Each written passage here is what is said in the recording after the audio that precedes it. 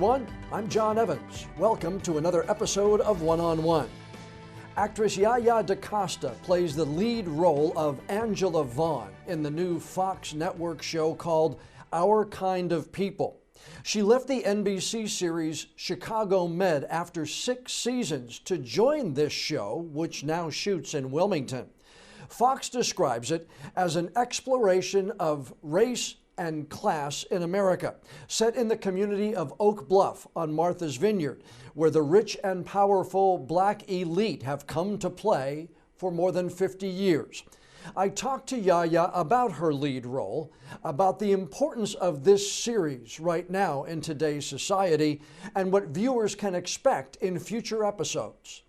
Our Kind of People made its debut on Fox Wilmington September 21st. The series that shoots here in Wilmington has gotten positive reviews so far.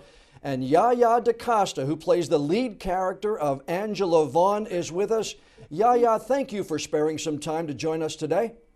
Thank you so much for having me. It's a pleasure. How familiar were you with Lawrence Otis Graham's best-selling book prior to working on this series? Prior to working on the series, I had only heard the title and his name. I had never read it, but as soon as I got the job, I, of course, ordered it immediately online and got right into it. But, you know, that's the thing about art and creative license. The book is one thing, and our show is inspired by it, but our characters, our storylines are actually just unique to our world, and so hopefully people understand that and enjoy all of it. What drew you to this project? Leaving the cold of Chicago for the heat of North Carolina, or what? That was it right there. I'm done with Chicago winters and ready for some Wilmington humidity. My goodness, this heat, it's not just the heat, it's the humidity. And then the rain, and then, you know, the humidity again. One thing I had never seen before that I saw here after a shower was one of those like rainbow clouds. Yeah. Do you see those? Beautiful. Anyway, Wilmington has been good to us for sure, for the most part, and it's a beautiful town, and we thank everybody for welcoming us and allowing us to film here. Now you're shooting again with Lee Daniels, who you worked with before. Was that a big draw, one of the reasons you took this opportunity, along with being the lead in the show itself? Absolutely. I've worked with Lee Daniels before once on The Butler, and that was a while ago. We did a panel not too long ago where Lee spoke about the difference between me as the actor then versus now. But it's, you know, Lee directed The Butler, and he's a little, he's producing this project, so he's not directing. It's not as a hands-on experience. But he was a draw. Karen Gist, the showrunner, was a draw, and of course, there are so many other wonderful actors here. Joe Morton. I've also worked with Debbie Morgan in the past. I played her daughter years ago in All My Children, and so, you know, Morris Chestnut. We have the opportunity to work with so many wonderful actors, and Tasha Smith, who directed the first 2 episodes, was lovely. So it was a real kind of exciting opportunity, and I'm not gonna lie, it's a lot of work. The hours are long, but I really feel like we are investing our time, energy, and love into something really great that will only get better with time. How important is this project at this point in time, celebrating Black culture and success in the time that we've had in this country after the death of George Floyd and the racial divisions that have been in many communities? How important do you think this series is right now? You know, George Floyd was a symbol because it was such an extreme thing for people to witness his passivity and that atrocity happening to him for those 9 minutes, and it got people's attention. The unfortunate thing is that while we are not experiencing the peaceful protests that we did last year, while it's not on the forefront of everyone's tongues and Instagram feeds, it's still going on daily. There's still an attack, you know, by the prison industrial complex and the police and on these black bodies, men and women. And it's something that on one hand needs to continue to be addressed, but on the other hand also needs to be taken a break from, because it's exhausting and it's tiring and it's hurtful to continue to see your reflection in that way. And so my hope with a show like this is that we are providing everyone with opportunities to share in levity and laughter, to talk about human issues that we can all face, whether it's childhood trauma or relationships between a teenage daughter and a mom, or a father-daughter relationship, all these just real life things, while sprinkling in a dance party and another excuse to dress up, and just lots of laughter and joy and fun, because that is what I want to see more of. And so the more we show examples of that, the more that is reflected in reality. Now, this is not your first project in Wilmington, though. Didn't you shoot Bolden? You were here for that. Now, that was back in, 2007, 2008, and it just got released in 2019. Had you been here before?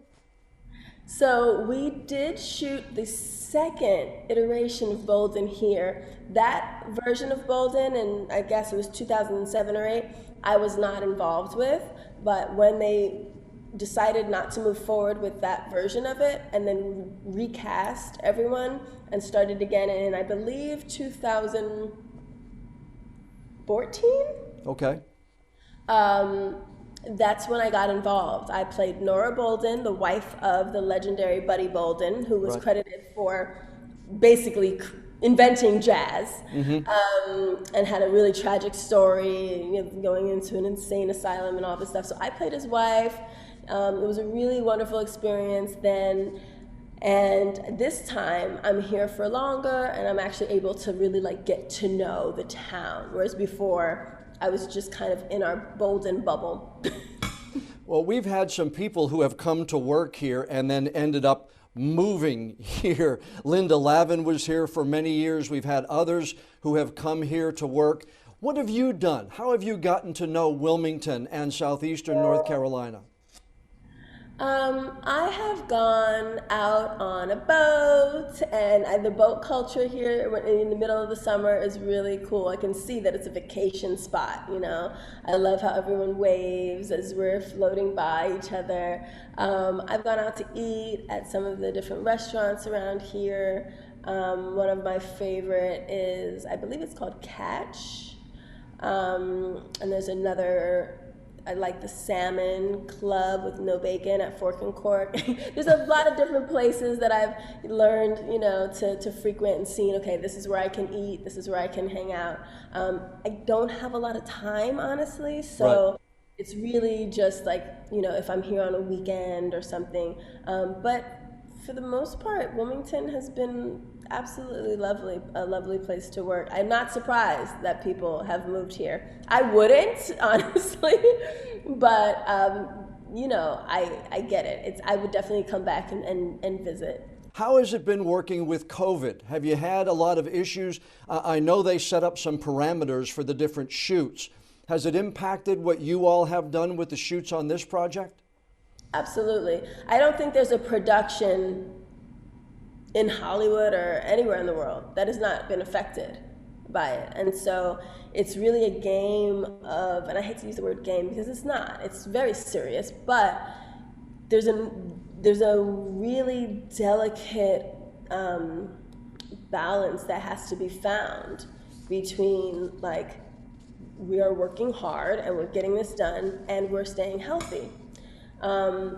One thing that isn't talked about enough is strengthening our immune systems in all different kinds of ways. And there are natural ways to do that. And one of the things that our immune systems like best is sleep. Unfortunately, our hours are long on set, and so we're not sleeping enough in general. And so with that, having all of these people working on something together so closely, being under, rested and kind of susceptible to things, it takes a lot of reminders and encouragement, camaraderie, and sisterhood and brotherhood, and realizing, listen, we're in this together.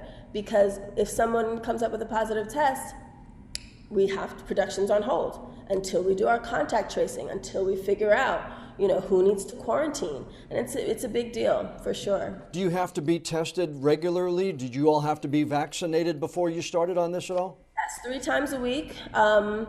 We're kind of at this in-between stage where not everyone has had to disclose their vaccination status, but for the most part, I think people are, and, either way, we get tested Monday, Wednesday, Friday, and it seems like they're really on top of it.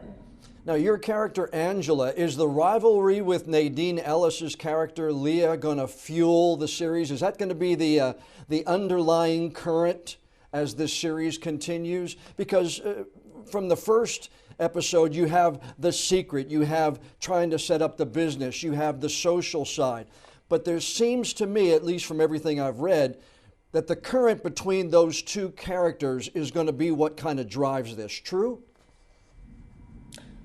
I think that there are multiple currents and that they will transform. So what looks like one issue, you will then discover is actually rooted in something else that might surprise you. And so for me, the fun part is seeing kind of the twists and turns and seeing all these unexpected things. I mean, yeah. Sometimes I get the next script and I'm like, oh, okay. That came out of nowhere. Yeah, I mean, it came from somewhere. We just didn't know it yet. So, and it's fun. It's fun to discover these things, and I hope that the audience has the same kind of wow reaction that we do when we read it. Yeah. You were born and raised in... I love working with Nadine, by the way. Leah and Angela's rivalry will continue. Well, that's good, because the tension is really kind of raises the level there. You were born and raised in New York City, went to Brown University and studied international relations and African studies. Had modeling and TV not come into your forefront, what were you going to do for a career? That's a great question. I began acting when I was about 11 years old. In my junior high school, my acting coach, Angela Vaughn, would send me out on auditions. And so I was, I don't know, it was probably $100 a day or something like that for these educational films that they would show in schools. And the kids would act out skits, and then they would say, what should, so-and-so do, A, B, or C, right? So I did those for a while. And then I was raised by educators. My father was a college professor. My mother was a Montessori school director and teacher. And so education was the most important thing. And it was only when I graduated from Brown that I was able to really sit and say, okay, what do I want to do? And the list was long. I have a lot of different gifts and, interests and curiosities. And so I said, before I go off and, work in Geneva at the UN or do this or that, I want to just give this another shot as an adult and see where it takes me. And it took me, so. Yeah. But I was, I always considered myself an actor. It just took me a long time to find the confidence to just say that at the expense of all else, at the expense of my side jobs that were keeping me afloat, be it teaching, be it grant writing, be it modeling, be it, whatever it was, like doing hair in real life. It was not until I quit all those other jobs that I was able to really focus, do my best at my auditions, and really show up and own that, wow, this actually is where I'm supposed to be. Well, we all know it's where you're supposed to be because you are tremendously talented and great at it.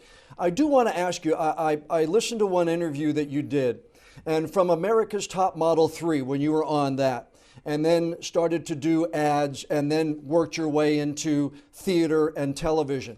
I heard you say something that you almost had to overcome the stigma of reality TV and the next top model. Was that difficult? Was that really like a wall you had to climb up and over? In the beginning, I didn't know that it would be. If I had known, I probably wouldn't have done it, and I was really close to not doing it because the same day they started was the day of my graduation from Brown. And they wanted me to leave early, and I was like, oh, that's okay. Thank you for the invitation, but I actually have to walk across the stage, but thank you. And they were like, okay, fine. And they waited. They held all the other girls hostage and, sent me on a flight from Rhode Island to Manhattan, and I hadn't had an opportunity to change. So I literally walked in with my cap and gown, and I didn't know that that was the beginning of the story that they were writing for my character, because they're writing. It's not real. Reality is written, and that was the beginning of reality TV. And so there was a lot we didn't understand, but that kind of created the story of oh, she thinks she's so smart, and I'm like, sorry for just graduating. They told me to come anyway. I don't know, but I wasn't as invested in it as a lot of people, right? And so when it was over, I felt really, it was a very sensitive time. And I had been hurt, by my experience there. And it took a long time for me to heal on a personal level, and then to be in my, profession and have directors at the wrap parties after the film is filmed come up to me and say, some background artists said that you were on a reality show. Is that true? And I was like, oh yeah, you didn't know? And I was told twice. If we had known, we might not have even auditioned you, much less hired you. Really? Absolutely. And this was in 2006, 5, 6. Wow. It was a very different time, and it was a lot at that time to be, to feel like I had so much to prove, because if you look a certain way, then they're like, oh, she's a model. And I was like, well, I kind of just wanted to pay off my college loans, and Kohl's catalog is paying me more than this off-Broadway play, so I'm gonna do that right now. And I stopped after 2007. I didn't do it for very long.